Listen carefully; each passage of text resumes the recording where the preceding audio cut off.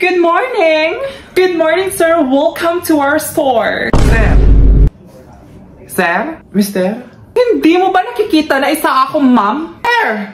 I can see it! Hindi ba halata ng mukha akong diwata para tawagin mong sir? A fairy that has a wig on? Perhaps wala ka pang working experience, kaya papalagpasin ko to. Meron na akong working experience noon pa, sa hospital. Anong trabaho mo? Pasyente! Next time, tell me when you're about to joke, okay?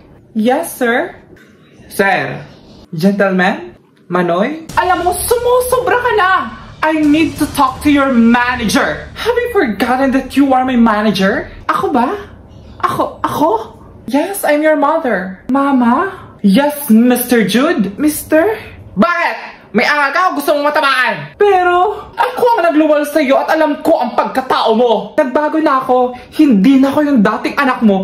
Kaya don't call me. Don't call me sir. I'm not a sir. I'm a woman, so call me mom. Not a sir, not a mister. Not a master. Not a gentleman, cause I am a woman. Don't call me sir.